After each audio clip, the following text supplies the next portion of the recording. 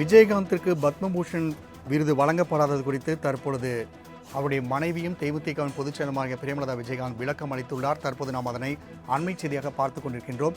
விழா நடக்கக்கூடிய இடம் மிகவும் சிறியது என்பதால் முதற்கட்டமாக அறிவிக்கப்பட்ட சிலருக்கு மட்டுமே வழங்கப்பட்டுள்ளதாகவும் அவர் தெரிவித்துள்ளார்.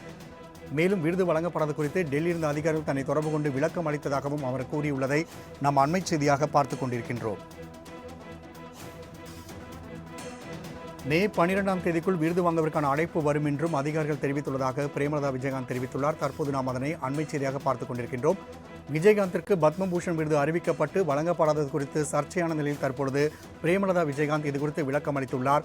விழா நடக்கக்கூடிய இடம் மிகவும் சிறியது என்பதால் முதற்கட்டமாக அறிவிக்கப்பட்ட சிலருக்கு வழங்கப்பட்டுள்ளது என்றும் மேலும் மே 12ஆம் தேதிக்குள்ளாக அவருக்கு வழங்கப்படும் என்று டெல்லியிலிருந்து அதிகாரிகள் தெரிவித்துள்ளதாகவும் விளக்கம் அளித்துள்ளார். தற்போது நாம் அதனை அண்மை செய்தியாக பார்த்துக் கொண்டிருக்கின்றோம்.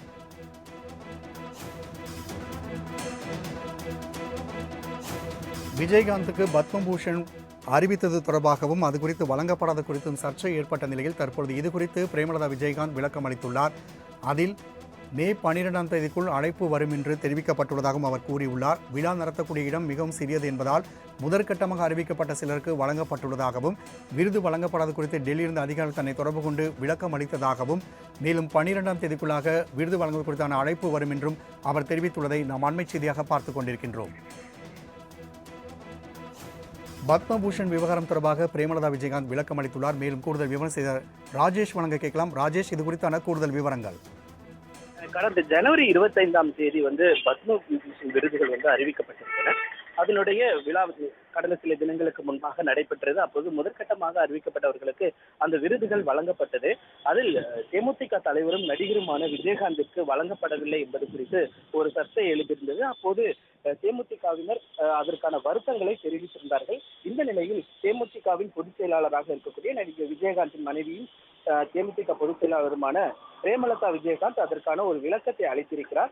அன்றைய தினத்திலேயே டெல்லியில் இருந்து அதிகாரிகள் அவருக்கு தொடர்பு கொண்டு ஏன் விஜயகாந்த் அவர்களுக்கு அந்த பத்மபூஷன் விருது வழங்கப்படவில்லை என்பதற்கான விளக்கத்தை அளித்திருக்கிறார்கள். ஏனென்றால் அது சிறிய அரங்காக இருக்கிறது. அதில் ஒரு சிலரை மட்டுமே அமர வைக்கக்கூடிய அந்த சூழல் என்பது இருக்கிறது. பாதுகாப்பு காரணம் கருதி ஒரு சிலர் மட்டுமே முதற்கட்டமாக அறிவிக்கப்பட்டவர்களுக்கு அந்த விருது வழங்கப்பட்டிருக்கிறது.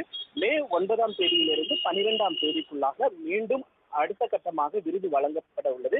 அப்பொழுது உங்களுக்கான அழைப்பு வரும். நீங்கள் கட்டாயம் கலந்து கொண்டு அந்த விருதினை பெற வேண்டும் என்றெல்லாம் டெல்லியில் இருக்கக்கூடிய அதிகாரிகள் தெரிவித்ததாக பிரேமலதா விஜயகாந்த் அவர்கள் விளக்கம் அளித்திருக்கிறார்கள். ராஜேஷ், தகவலுக்கு நன்றி.